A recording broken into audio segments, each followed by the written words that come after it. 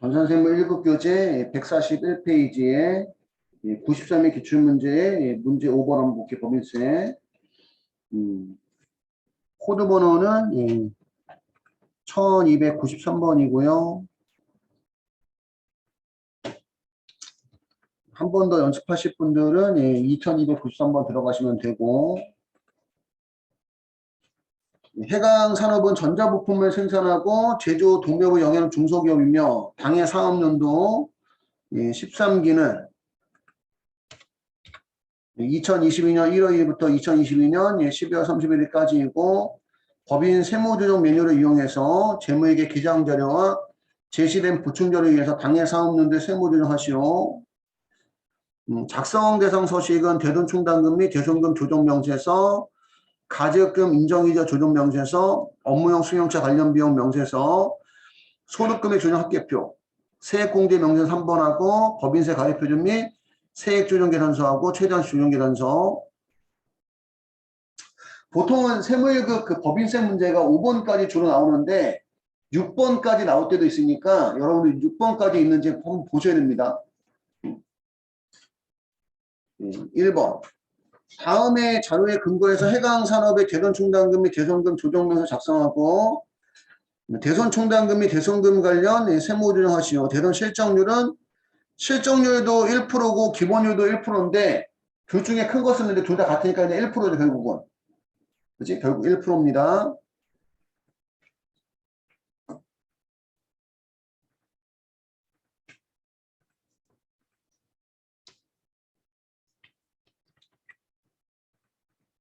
매출채권 내역이 나와 있고 다 부가세 포함한 금액이고요.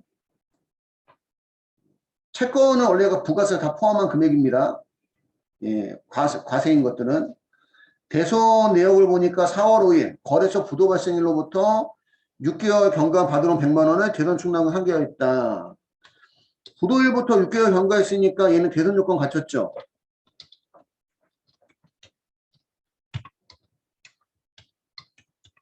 그지?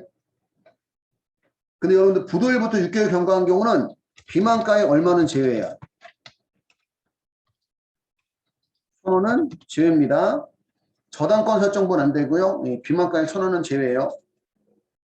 그러니까 100만 원 중에 99만 9천 원만 인정하고 1,000원은 송금 불산입이에요.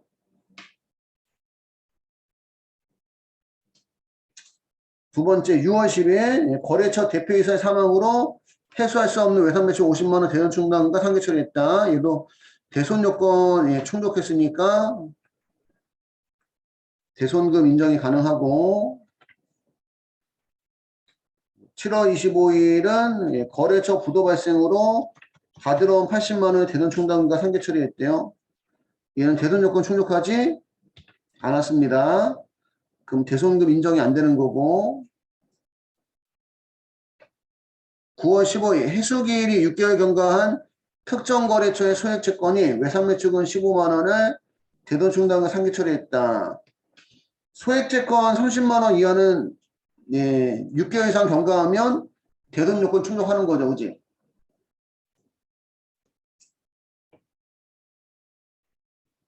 대손 충당금하고 상계 처리한 금액이 150, 230, 245만 원입니다.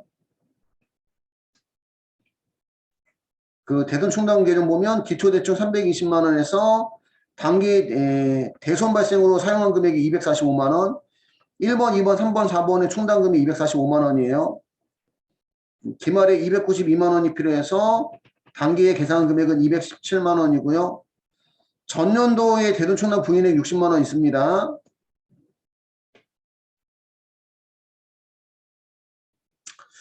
여기 1번, 2번, 3번, 4번을 정리 한번 해보면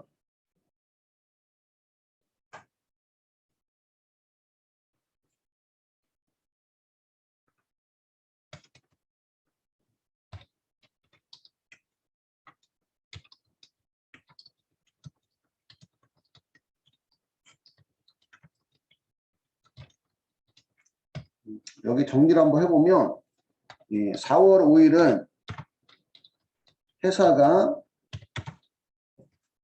받으러 온 100만 원 없애고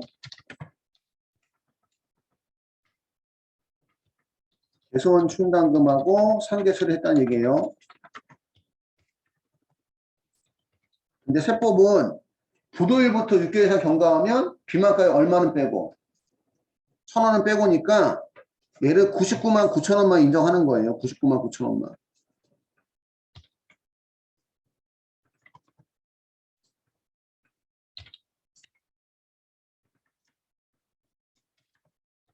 대돈 충당금이라고 적혀 있어도 대돈 환급비 적혀 있는 거 같은 거라고 했잖아. 그지?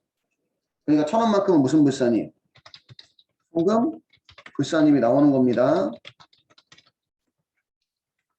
1,000원만큼은 유보 발생했다가 나중에 이제 강제 대손 사유가 발생했을 때 그때 송금사님 나오는 거고 6월 10일 거는 회사가 외상 매출금 50만원 없애고 대손 충당금하고 상계 처리했는데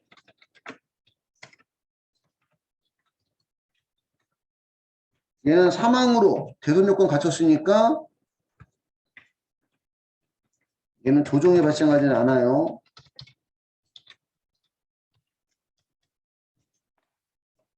7월 25일 거는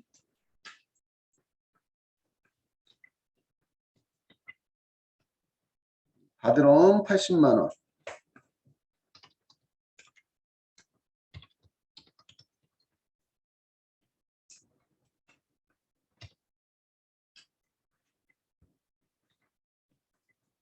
대손이 발생해서 대손 충당금하고 상계 처리했는데 얘는 대손 요건을 안 갖춘 거잖아. 그지? 안 갖췄으니까 세법은 이거 대손금으로 인정할 수가 없습니다. 얘는 대손금 부인 채권이 되겠죠. 80만 원은 송금 불산입 유보 발생했다가 나중에 이제 강제 대손이 발생했을 때 또는 다른 대손 요건을 갖췄을 때 그때 가서 이제 송금 산입이 나오는 거고요.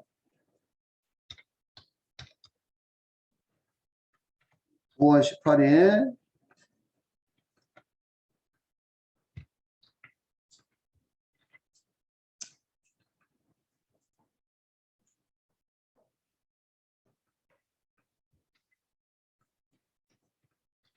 외상 매출금 15만원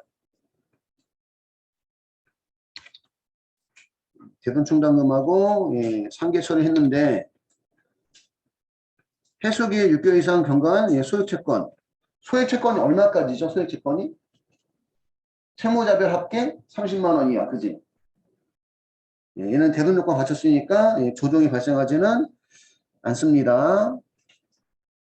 일단 여기까지 한번 정리해 주세요. 여기까지 한번.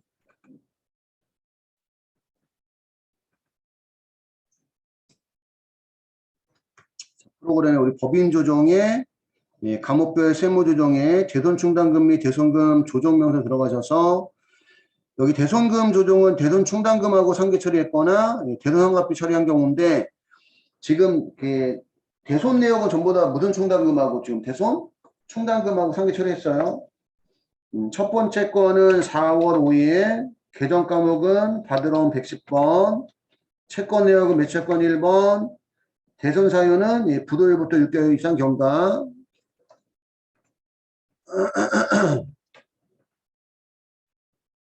금액이 100만 원이고 대손 충당금하고 상계 처리했는데 1,000원은 제외니까 99만 9천 원까지만 인정하고요. 부인에게 1,000원을 넣어주시면 됩니다. 두 번째 거 6월 10일은 외상 매출금 108번 매채권 1번 사망 3번 금액은 50만 원인데 요건을 갖췄기 때문에 시인에게 50만 원 넣어주시면 되고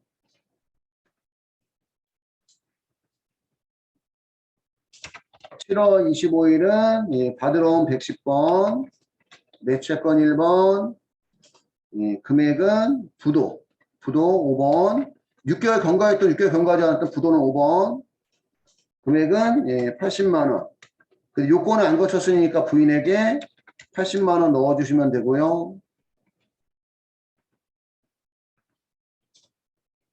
9월 18일은 외상 매출금 108번, 매수채권 1번, 해수기일 6개월 이상 경과가 따로 없죠. 그지? 그러면 직접 입력 선택하시고, 예, 해수기일 6개월 이상 경과.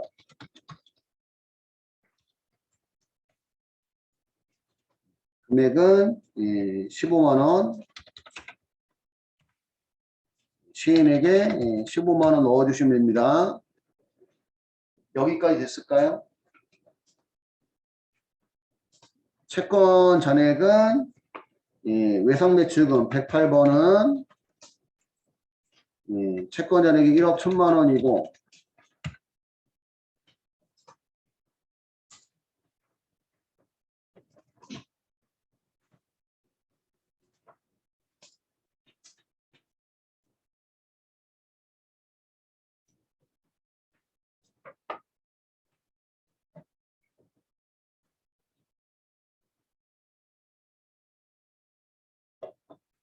전기든 단기든 시부인은 없고요. 받으러 오면 110번이고 그럼 앞에서 여기 대손금 조정에서 부인된 금액이 있으면 이렇게 넘어와요. 부인된 금액이 있으면 받으러 오면 2천만 원이고 전기에 시부인된 금액이 있으면 여기다 또 넣어주셔야 됩니다. 단기에 시부인된 금액이 있으면 또 넣어주셔야 되고 요거 말고도 여기 나오는 금액은 요 위에는 대손금 조정에서 부인한 것만 나와요. 여기서 부인한 거 외에도 시부인 있으면 전기든 단기든 또 넣어주셔야 되는 거예요. 충당금 설정 제외 채권은 없고, 공사 미수금, F2 눌러서 공사 미수금 3,200만원. 전기든 단기든 시부인 없고요. 충당금 설정 제외 채권 없습니다. 세법상 채권 잔액은 1억 6,280만 1,000원이고 기본율 1%에서 한도액이 162만 8,010원이고요. 회사 계상액에 걔는 꼭 기말 대충이 나와야 돼요. 기말 대충이 292만 원이 나와야 되고 단기에 계상한 금액은 217만 원입니다. 그래서 단기 계상액에 217만 원 넣고 보충액은 기말 대충 292만 원에서 단기 계상액 217만 원을 빼주면 75만 원을 보충액에 넣어주시면 돼요. 한도는 162만 8,010원인데 회사 계상액이 기말대충 292만 원이니까 129만 1,990원은 한도 초과 송금불산입이고 장부상 충당금 기초는 320만 원입니다. 기초잔액 중에서 충당금 부인한 금액이 없다면 15번 차이가 없는데 기초 320만 원 중에는 전년도에 부인한 금액이 얼마가 60만 원 있다는 거죠. 그래서 60만 원을 충당금 부인 누계액에 넣었을 때 요 60만 원만큼이 15번에 마이너스로 나오면 맞는 거예요. 저장하시고 왼쪽 상단에 조정 등록 눌러서 감옥란에다가 대손금 부인에 받으러 온 부인된 거죠. 80만 1,000원. 80만 1,000원은 송금불산 유보 발생. 그 다음에 대손 충당금 한도 초과액 129만 1,990원. 송금불산 유보 발생. 송금산임이 입금불산입은 전기 대손 충당 한도 초과 60만 원. 송금산임 유보 감소고요.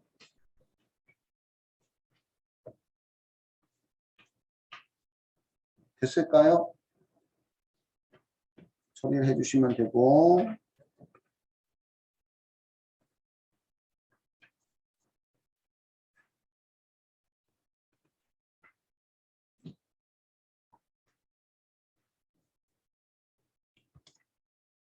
두 번째, 다음의 자료를 이용해서 가계약금 등의 인정이자 조정명세서를 작성하고 필요한 세무조정 하시오. 세법에서 얘기하는 가지급금은 업무와 무관하게 특수관계자한테 빌려준 돈을 우리가 업무무관 가지급금이라고 합니다. 저 돈을 제3자한테 빌려줬으면 정상적인 이자를 받아서 이자 수익으로 계산을 해서 소득이 증가한 만큼 세금을 낼 텐데, 예, 특수관계자한테 예, 저리로 이자를 안 받거나 싸게 빌려줘서 이자를 적게 받았다면 적게 받은 만큼 이자 소득이 적게 계산돼 있다는 얘기지, 그치? 그것만큼 계산해서 입금상이 바라는 게 가지급금 인정이자의 의미예요.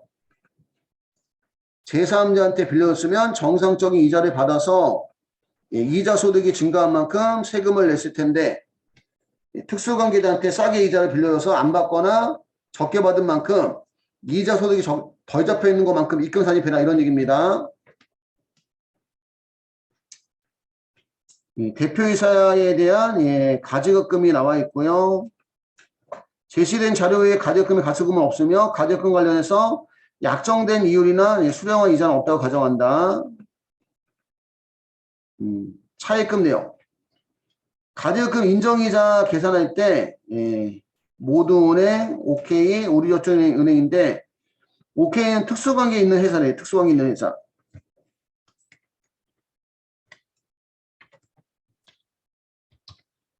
가지급금 예, 인정이자율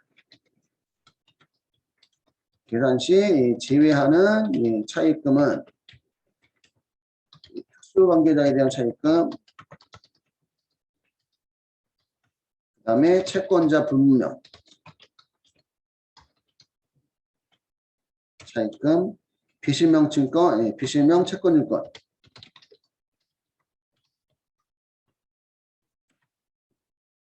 이런 것들은 예, 가지급금 인정이자율 계산할 때 예, 제외하는 차입금입니다. 특수관계자에 대한 차입금, 채권자가 불분명한 차입금, 예, 비실명 채권증권. 예, 이런 거에 대한 차입금은 예, 정상적인 이자가 아니기 때문에 가지급금 인정이자 계산 시 제외합니다.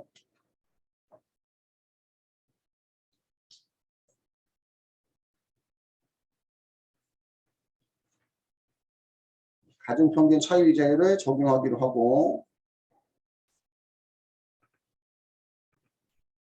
가중평균 차입이자율이라는 것은 우리가 보통 몇 프로의 이자율로 빌려오느냐 이런 얘기예요. 우리가 보통 빌려오는 이자율이 예, 3.5%, 4.5% 이런 거에 대한 평균을 낸 건데, 그러면 그만큼의 평균 내 이자일 만큼은 이자를 받아야 된다 그런 뜻이야. 그럼 감옥부의 세무조정에 예, 중간 정도의 가지급금 등의 인정이자 조정 명세서 가셔서 직책은 예, 대표이사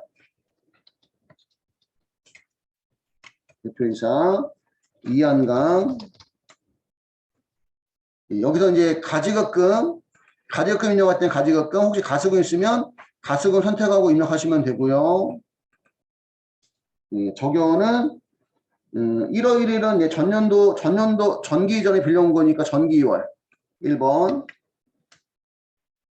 금액은 1,500만 원 넣어주면 알아서 적수 계산되고, 예, 2번은 예, 3월 14일 이번 연도에 빌려준 거니까 2번 돼요. 3월 14일 1,000만 원 또 업무무관 가지급금 있고, 그 다음에 9월 20일 9월 20일은 회수한 거. 회수는 3번 700만 원 있고요. 그 다음에 11월 5일 대여한 거. 그러면 해당하는 금액에 대해서 이제 적수 계산해 주는 거예요. 회수하면 회수한 만큼 적수 빼주고, 그치? 또 이제 빌려주면 빌려준 만큼 적수 계산하고. 여기까지 됐을까요? 예, 적수가 지금 79억 6,900만 원이죠. 그치? 79억 6,900만 원을 79억 6,900만 원을 365일로 나눠봐요. 그러면 저 금액은 1월 1일 날 빌려줬다고 가정하면 2,183만 2,876원 정도 되는 거야. 적수는 쌓여있는 날짜만큼 계산한 건데, 이자율이 연 이자율로 나오다 보니까 저 적소를 연으로 환산한 금액이 이제 적수 계산이 따지면 연으로 1월 1일 날 빌려줬다고 가정했을 때 이 금액 빌려준 거야. 1월 1일 날 빌려줬다고 가정했을 때 적수 계산 의미가. 차입금 입력하셔서 차입금 입력은 예, 세로 불러오기 전체 거래처. OK는 특수관계자니까 제외. 모두 은행은 전기월이고 3천만 원이고 이자율이 3.5%. 여기 나오는 이자가 문제지에 나온 이자와 혹시 다르면 바꿔주시면 됩니다. 우리저축은행은 2번 연도에 빌려왔고요. 이자율이 4.5%.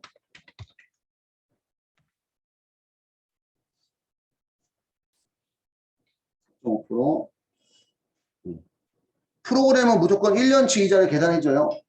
그럼 이게 11월 1일 날 빌려왔으면 원래가 11월에서 2개월치 이자만 계산해서 원래 넣었어야 돼. 그러니까 출제자가 2개월치 이자만 계산했어야 돼. 근데 이게 프로그램 잘 모르는 느낌이 이게 이렇게 보면. 그래서 여기 이자가 문제지에 있는 이자가 다를 수 있습니다. 얘는 지금 무조건 1년치 계산을 해준 거야, 지금.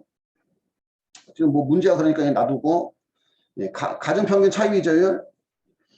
만약에 당대대출 이자율이면 누르셔서 당대대출 이자를 바꿔주시면 되고, 가정평균 차입 이자율이고, 인정이자 계산 을지에 가시면 날짜에 맞춰서 인정이자를 계산해줘요. 빌려온 날짜에 맞춰서. 인정이자 조정 갑질 가셔서 따로 저장 버튼은 없고요. 그럼 가적금 인정이자 76만 7,847원을 받아야 된다는 얘기야. 회사가 이자 받은 거 있다 없다? 없다는 거지, 그지? 그러면 76만 7,847원만큼 덜 이자 받은 것만큼을 이건 이제 입금산입해라 이런 얘기입니다. 저장 버튼 따로 없고 왼쪽 상단에 조정 등록 눌러서 입금산입 및 송금물산입에 가지. 가격금 인정이자 대표이사 76만 7,847원은 입금산입 상해 처리하고요. 개인 주주면 배당이고, 그지? 그리고 저번에 그 약정이 없는 이자를 미수이자 잡은 거 있었거든. 약정이 없는 이자는 회사 계산액에 이자 넣을 필요가 없습니다. 근데 약정이 있는 이자는 미수했어도 여기 넣어줘야 돼. 미수했어도 회사 계산액이 약정 있는 이자는.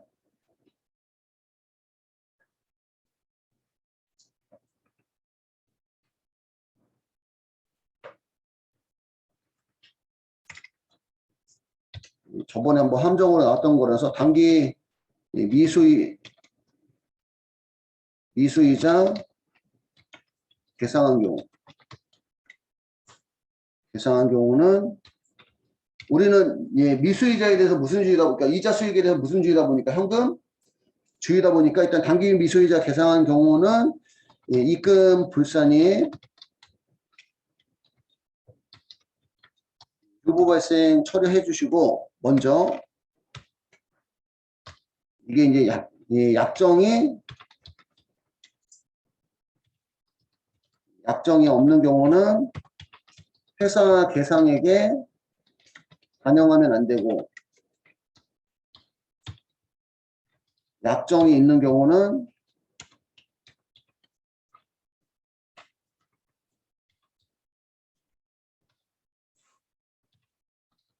회사 계상액에는 반영을 해 주셔야 돼요. 일단은 단기 미수이자에 대해서는 입금 불상 유보 발생 처리하고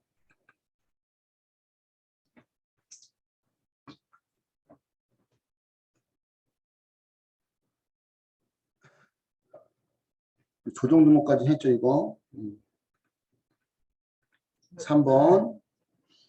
다음 자료에 의해서 업무용 승용차 등록과 업무용 승용차 관리비용 명세서를 작성하고 관련 세무조정을 반영하시오. 2021년 2월 12일 대표이사 이한가 전용 5인승 승용차 대표이사 전용이고 5인승 승용차 대여 캐피탈과 장기 렌트 계약을 체결하였다. 렌트료는 얼마인지 모르는데 매월 200만 원이고 매월 200만 원이고 부가세 포함 세금 계산서를 수령한다. 그 연간 렌트료는 2,400만 원이 되겠죠. 이게 임차 기간이 21년 2월 10일부터 2023년 2월 11일까지니까 2022년도로 다 해당이 되는 겁니다. 매월 200만 원이니까 연간 렌트료는 2,400만 원이고 부가세는 어차피 매입세 공제가 되는 거니까 매입세 공제되는 거 아니구나. 승용차라서.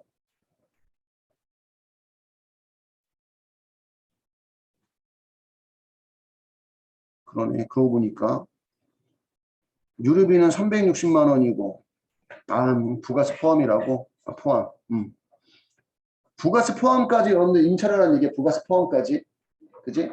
만약에 2,400만 원이 부가세 별도라고 나왔으면 우리 임차료를 2,640을 봐야 되는 거야. 이해갈까요? 무슨 얘기인지? 예. 유류비 360만 원이고 임차 기간 나와 있고요.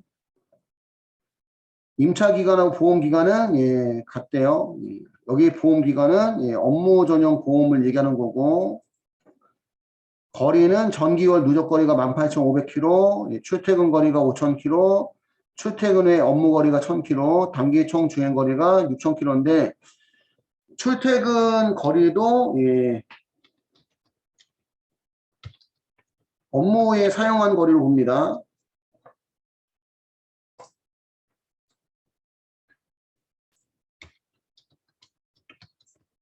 출퇴근 거리도 업무 거리로 봐요. 그러니까 이번 연도 총 주행 거리가 6,000km인데 출퇴근 거리 5,000km하고 출퇴근 후에 업무 거리 1,000km 하고 해갖고 결국은 100%를 업무에 사용한 거로 본다는 얘기야. 업무에 사용한 걸로. 운행 기록부는 작성했고요. 기타는 코드는 1번. 판매 관리부의 차량으로 등록할 것. 업무 전용 보험에 가입이 되어 있다. 업무 전용 보험에 가입하지 않았으면 전액 송금불산합니다. 업무 전용 보험에 가입하지 않았으면 전액 송금불산합니다. 그럼 우리 프로그램에 감옥별 세무조정에 맨 밑에 업무용 승용차 관련 비용 명세서 들어가셔서 업무용 승용차 등록 실행.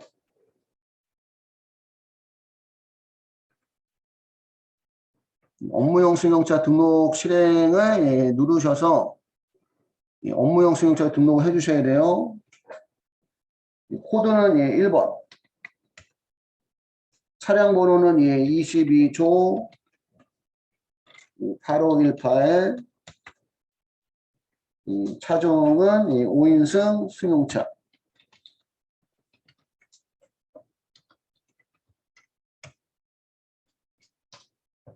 그 다음에 사용이고 얘는 우리가 고정자산 취득한 게 아니니까 고정자산 계정 까먹고 등록할 필요는 없고요.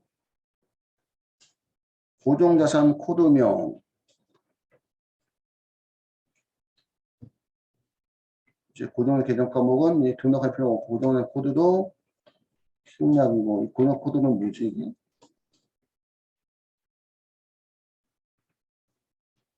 코드. 예. 원래 답지에서는 계정 과목 넣었었는데 이게 우리가 취득한 게 아니기 때문에 넣을 필요가 없습니다. 여기 취득일자는 임차일자. 취득한 경우 취득일자 넣고 임차한 경우는 임차 시작일 넣으면 돼요. 2021년 2월 12일. 경비 구보는 대표이사에 대한 거니까 판매비와 관리비. 사용자 부서는 관리부. 기타에 나와 있죠. 기타에 관리부. 판매 관리부. 사용자 지책은 대표이사. 사용자 선명은 이한강. 임차 여부는 렌트 2번. 임차 기간은 2021년 2월 10일부터 2023년 2월 11일까지. 보험 가입 여부는 가입. 보험 기간하고 임차 기간이 같다고 그랬어요. 2021년 2월 10일부터 2023년 2월 11일까지 하시면 되고, 운행기록부 사용 여부는요, 전기월 누적거리는 18,500km, 출퇴근 사용 여부는요, 출퇴근 거리는 5,000km, 여기까지 일단 넣어주시면 돼요. 됐을까요? 여기는 이제 취득했을 때는 고정된 개념 과목 넣어주셔야 되고, 이거는 여러분들 여기 고정산 개념 과목하고 고정산 코드하고 명은 우리 고정자산 등록할 때 코드하고 명 이해갈까요? 무슨 얘기인지? 그거 얘기하는 겁니다. 없고, 저장 버튼은 따로 없고, 종료하시고, 업무용 승용차 관련 비용 명세서에서 불러오기, 새로 불러오기. 그러면 앞에서 등록한 거 불러옵니다.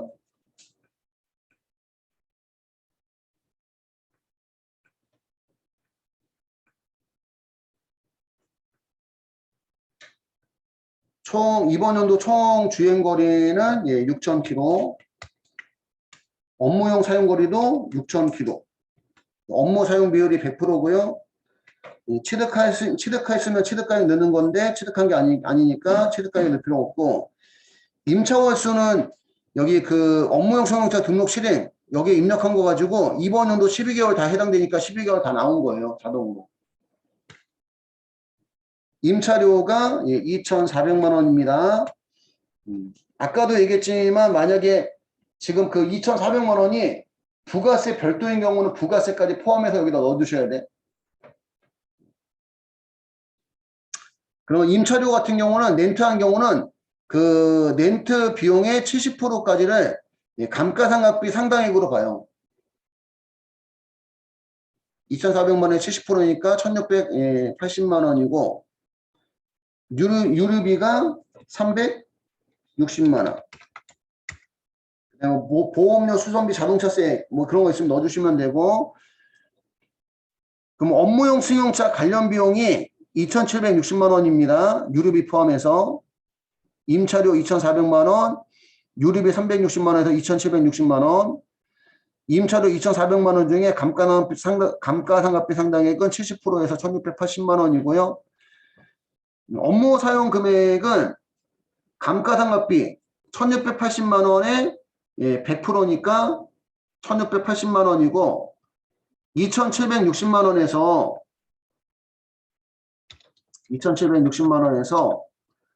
1,680만 원을 빼면 1,080만 원이 나머지 이제 업무용 승용차 관련 비용이 되는 거예요. 근데 마찬가지로 지금 업무 사용 비율이 100%다 보니까 1,080만 원 다 손금 인정이 된다는 얘기예요. 그래서 감가상각비 상당액하고 감가상각비를 제외한 나머지 업무용 승용차 관련 비용 해서 2,760만 원이 전부 다 손금 인정이 된다는 얘기지. 업무 비율로만 따졌을 때. 만약에 여기서 80%만 업무에 썼다. 80%만. 그 20%는 업무에 안 쓴 거는 대표이사에 대한 상여 처리예요. 성금불사의 상여. 그건 이제 프로그램이 자동 잡아주지만. 그리고 감가상각비가 1,680만 원인데 감가상각비는 800만 원까지만 또 인정하거든. 업무용 승용차.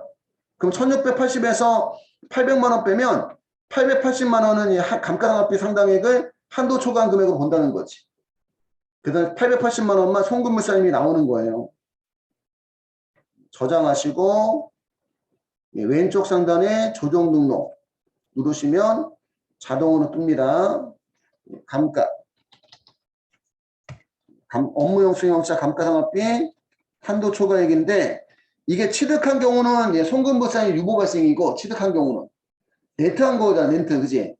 렌트한 거는 기속자가 누구야? 임차료라고 우리가 처리했죠. 그럼 렌트회사가 기속자이기 때문에 기타 사회 유출이에요. 880만 원이고 됐을까요? 종료해 주시면 됩니다.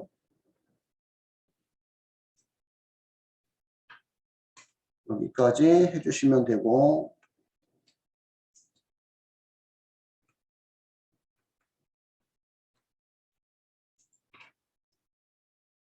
다음에 4번. 다음 자료를 보고 소득금액 조정합계표를 작성하시오.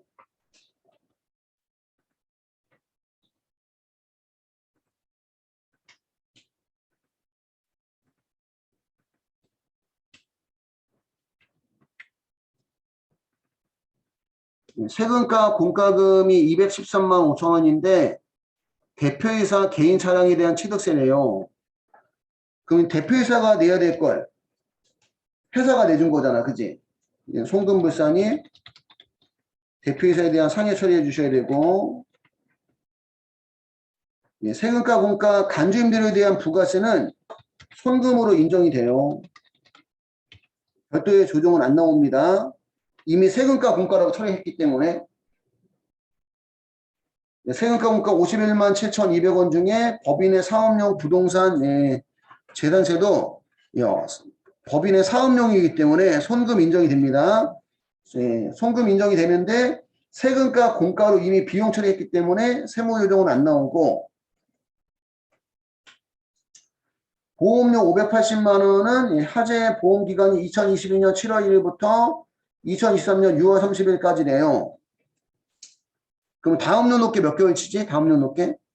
차기분이 몇 개월이에요?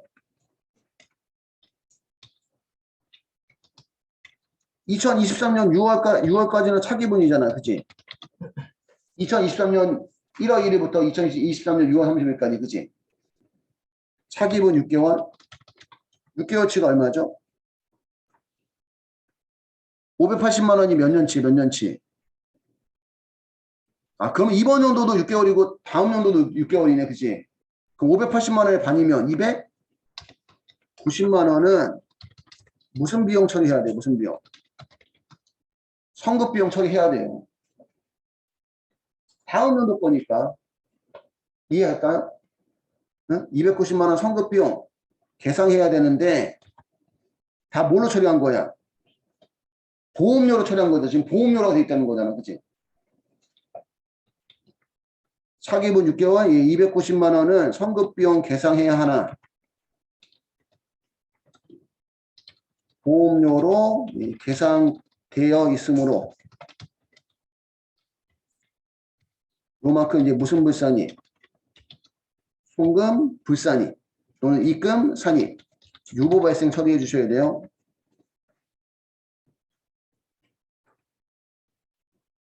간단하게 쓰면 조금 이해가 안 갈 것 같아서 조금 더 길게 썼어요.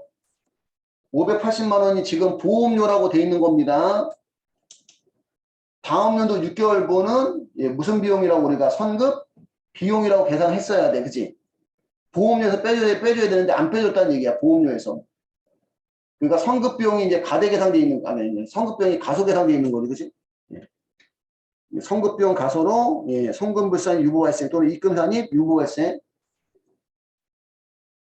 여기도 조금 더 쓰면 이게 선급 비용 가소입니다. 선급 비용 가소. 선급 보험료 가소.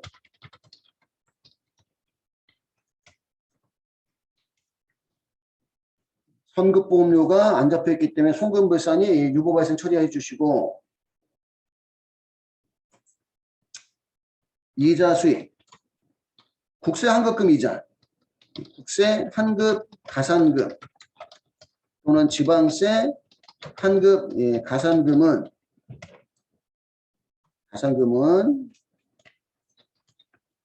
입금 불산입 기타입니다. 국세환급금 이자나 그건 이제 국세환급금 이자 이렇게 나올 수도 있고 국세환급 가산금 또는 지방세환급 가산금. 세금을 잘못해서 가오나 많이 냈는데 나중에 돌려받을 때 세금만 돌려받는 게 아니라 일정한 이자도 쳐서 돌려받는다. 근데 그 이자는 위자료 성격으로 수익으로 보지 않는다. 수익으로 안 보는데 이자 수익이라고 해결을 했다는 얘기죠. 그지? 그래서 입금불산입이 나오는 거예요. 이자 수익으로 계산했기 때문에.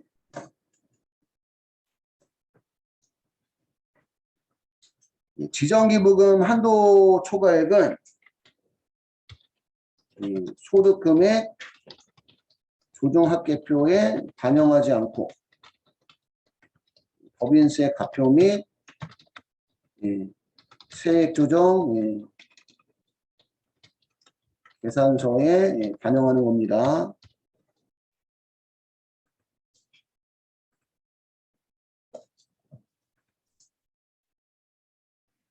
그러니까 소득금액 조정합계표에서 뭐지? 그 송금부산입이나 또는 송금산입 할 필요가 없다는 얘기예요.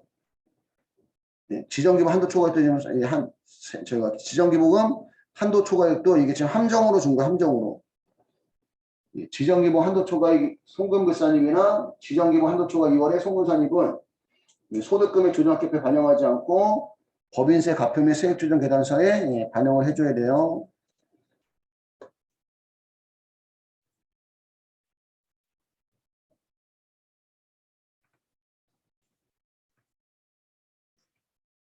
자본금과 적립금 조정명 을표. 자본금과 적립금 조정명세서는 소득처분 중에서 유보 또는 마이너스 유보만 관리하는 서식이잖아요. 그지?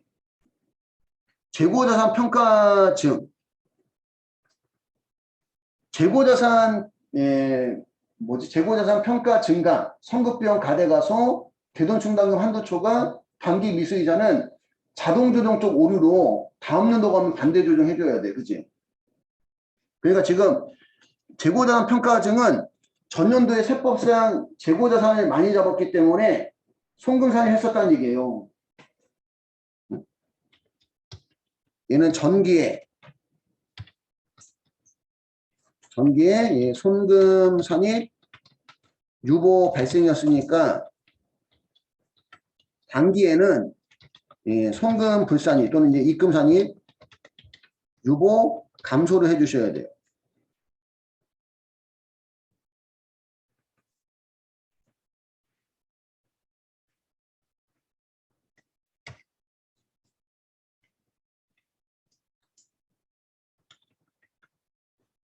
선급비용 260만 원.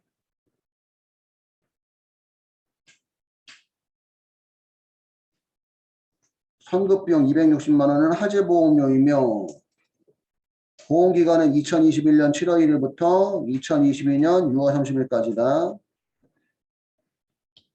얘가 좀 애매하구나. 선급비용이. 이게 가된지 가손지가 안 나왔네.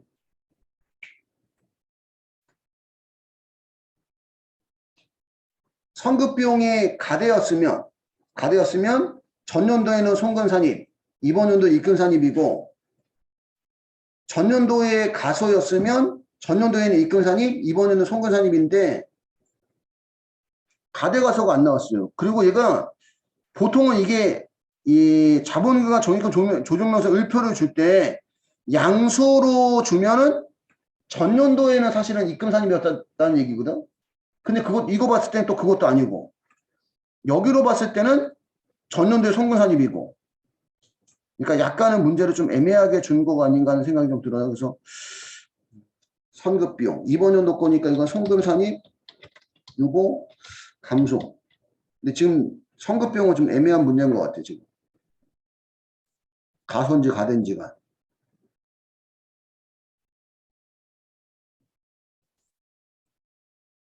선급비용 처리했었다는 것도 아니고 이게 기초잔액 선급비용이다. 이렇게 되는 기초잔액.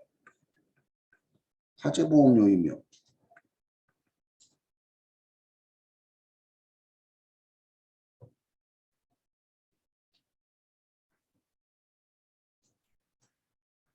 선급비용 잡았었으면 이번 연도 송금산입 해줘야 되는 거고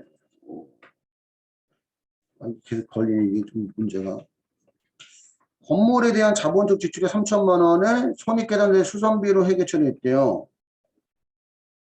그 얘는 어디에 들어가 이거? 단기, 즉시상각, 의제죠. 그지?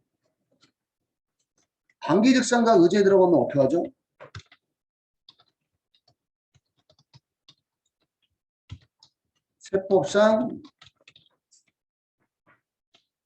세법상 취득 원가에 포함하고 회사 계상액에 포함해서 감가상각 시부인 계산합니다.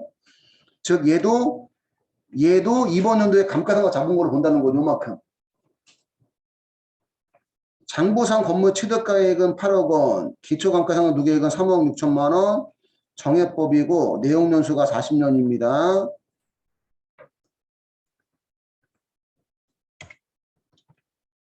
손익계산서의 건물 감가납부 계상액은 2천만 원이고요.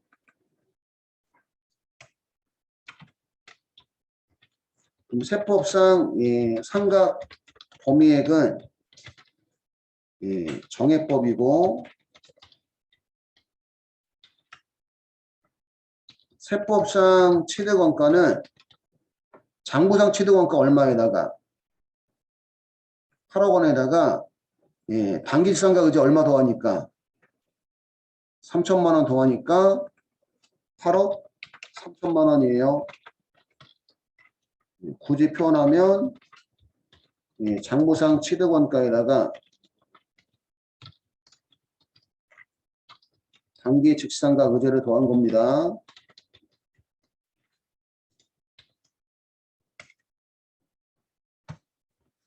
내용 연수가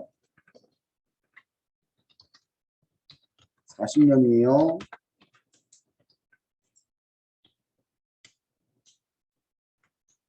그럼 8억 3천만 원을 40년 나눠주면 상각범위액이 세법상 상각범위액이 2,075만 원이에요.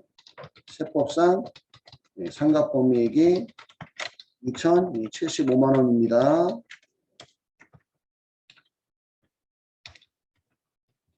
감가상각 한도초과 세무조정은 회사 계상액. 회사 계상액은 회사 계상 상각비 플러스 단기 즉시 상각 의제 플러스 전기 오류 수정 손실 플러스 손상차손. 회사가 계상한 상각비는 얼마? 2천만 원. 단기 즉시 상각 의제가 얼마? 그러니까 여기 5천만 원인 거죠. 5천만 원. 어렵다 이거 문제가. 세법상 한도는 2,075만 원. 한도 초과액이 2,925만 원이 한도 초과액이고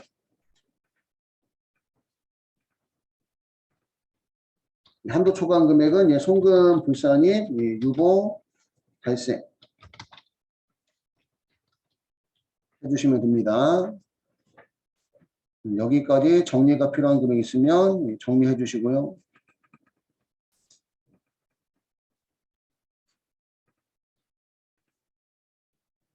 자, 그럼 우리 프로그램에 들어가서 프로그램에 법인 조정 일에 소득 및 가표 계산에 소득금액 조정학계표 및 명세서 걸려서 기존에 있는 건 놔두시고요. 그리고 이게 다 줘야 되는 건 아니다 보니까 직접 입력으로 첫 번째 거는 대표이사 개인 차량 취득세는 대표이사가 내래 또는 회사가 대신해 준 거기 때문에 송금불산입 대표이사에 대한 상여 처리하는 거고요. 간주임들에 대한 부가세는 건들 필요 없고 법인의 사업용 부동산세도 건들 필요가 없고 보험료라고 보험료 비용 처리한 것은 입금산입이죠. 차기분 선급비용 가소 290만 원은 입금산입 유보발생 또 송금불산입 유보발생이고 그 다음에 국세 환급금 이자 얘는 수익 처리하면 안 되는데 수익 처리했기 때문에 입금불산입 입금산입이 아니죠. 입금불산입의 국세 환급금 이자 86만 4천 원은 입금불산입 기타고요. 지정기부금 한도 초과액은 송금불산입이지만 소득금의 조정학계표 입력하는 거 아닙니다. 아니고 재고자산 평가증은 전년도에는 송금산입, 이번 연도에는 입금산입, 전기 재고자산 평가증 270만 원은 이번 연도 입금산입 유보검소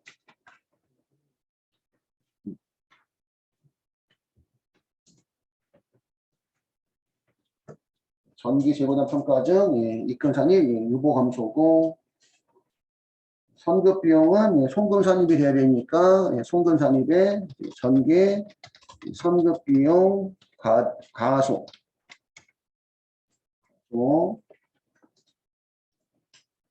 260만 원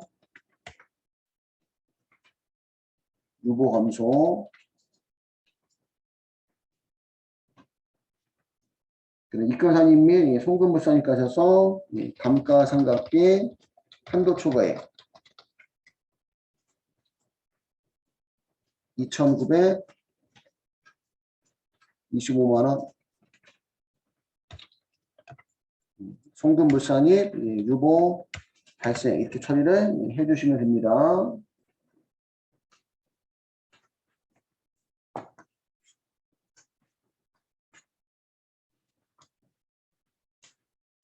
됐나요? 여기까지? 됐고 5번.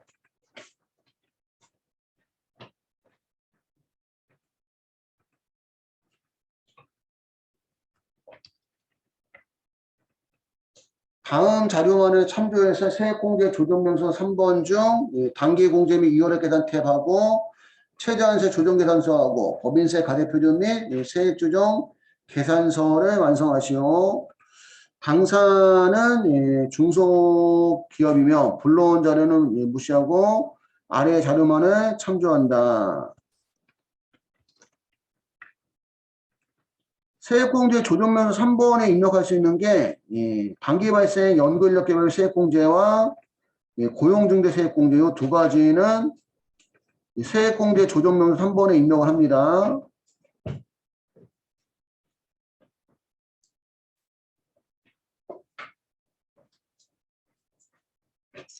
법인세 가표하면 해도 상관없겠는데 일단 단기순이익, 입금산입액, 송금산입액, 중소기업에 대한 특별세액 감면, 중소기업에 대한 특별세액 감면은 최저한세 적용 대상,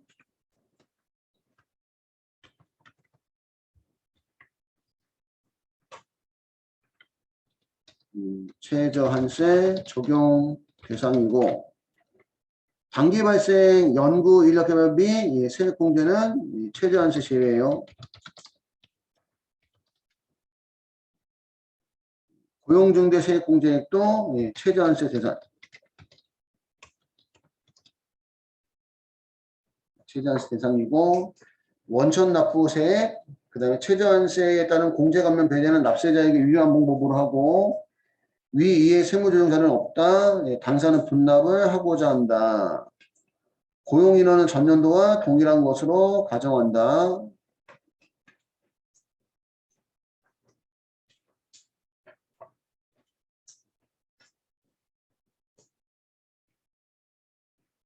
여기까지 됐을까요?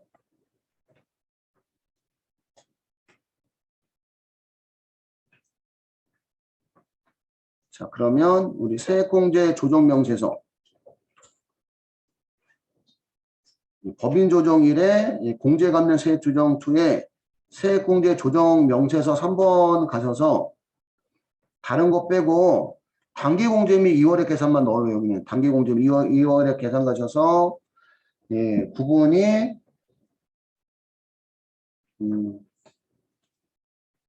연구 F2 눌러서 연구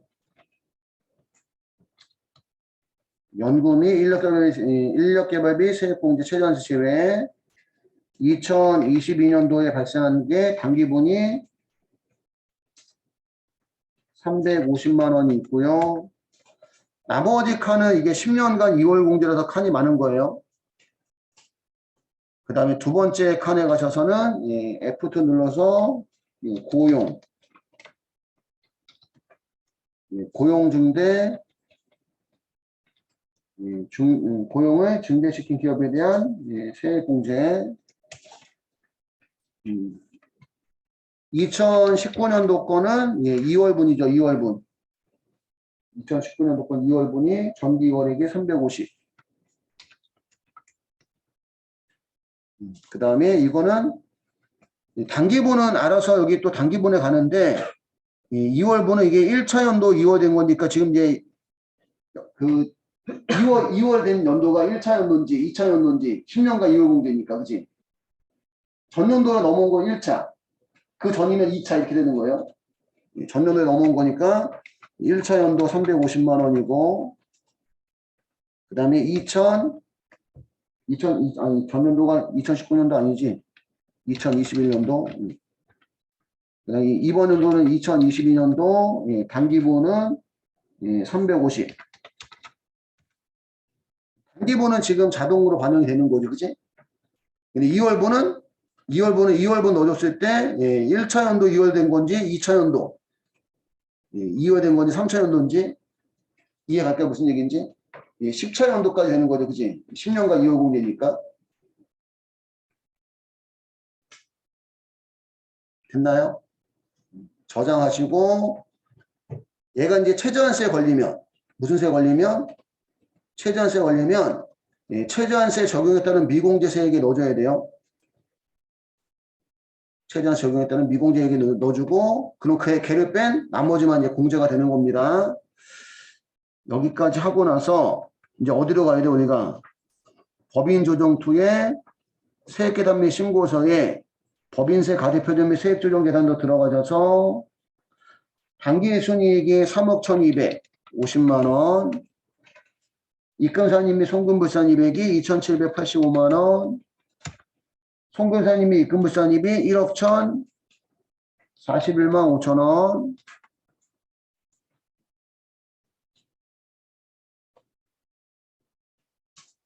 그 다음에 최저한세 적용대상 공제감면세액은 중소기업에 대한 특별세 감면 519만 7,400원하고 고용중대 세액공제 700만원 더해서 1219만 7,400원이고요.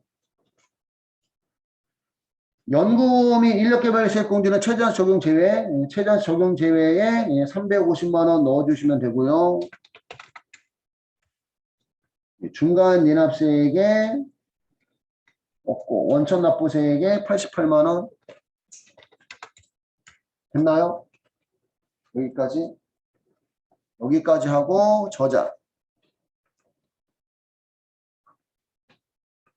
저장하신 다음에 지금 이제 최저한세 적용대상 공제감면세액이 최저한세로 인해서 이제 얼마큼 조정이 되는지를 봐야 된다는 얘기입니다.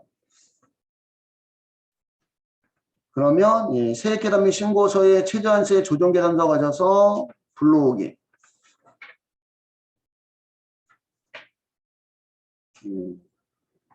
감면 후 세액 23번의 차감세액은 법인세 가표및 세액조정계산서 18번의 차감세액과 같아야 되는데 18번의 차감세액 구할 때 빼야 될 금액을 빼주지 않은 금액이 있으면 우리가 직접 반영을 해주셔야 됩니다.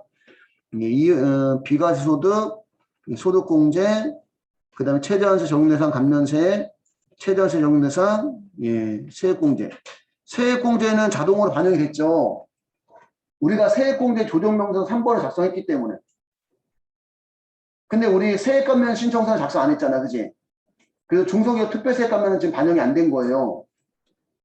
그냥 21번에다가 중소기업 특별세액감면 519만 7,400원 넣어줬을 때 넣어주고 나서 차감세 1,378만 9,600원이 법인세 가표 및 세액조정계산서 18번에는 차감세가 같은지를 먼저 봐야 됩니다. 같죠? 같고 그 다음에 최저한세를 구해야 되는데 최저한세를 구해야 되는데 차감세 구할 때 빼준 최저한세 적용대상 특별비용 최저한세 적용대상 비과세 소득이나 입금불산 송금산이 최저한세 적용대상 소득공제 있으면 여기다 넣어주시면 되는데 그건 없고요. 결과적으로는 감면 후 세액이 최저한세에 230만 5,850원 미달된다는 얘기네, 그치? 그래서 요 700만 원이 연금이 이 700만 원이 고용중개 세액공제인데 고용중개 세액공제는 얼마를 뺀 230만 5,850원을 뺀 469만 4,155만 공제받으라는 얘기예요. 그치? 그럼 저장하시고 결국은 그 최저한세 적용 대상 공제 감면 세액 중에서 230만 5,850원은 공제가 안 되는 거예요. 법인세 갚여 가셔서 1219만 7,400원에서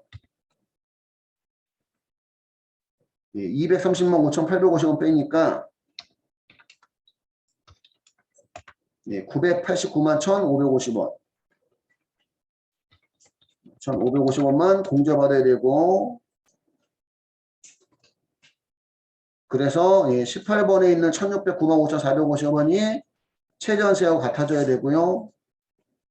같아져야 되고, 분납 1,000만원 초과하니까 분납할세 48번, 분납할세 48번에 클릭하시면 분납할세액이 171만 5,450원 해서 저장하시고 세액공제 조정명세서 한번 가셔서 지금 고용을 증대시킨 기업에 대한 세액공제 중에서 230만 5,850원 공제가 안 됩니다. 그러면 전년도에 2월 된 건 다 공제가 되고 이번 연도 350만 원 중에서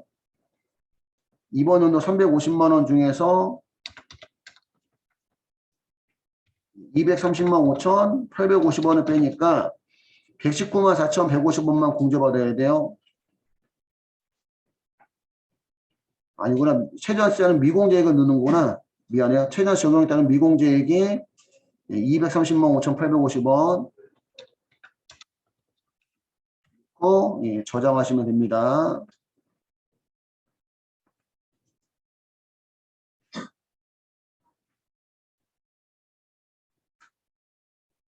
단기분해서 빼주시면 돼요. 단기분해서.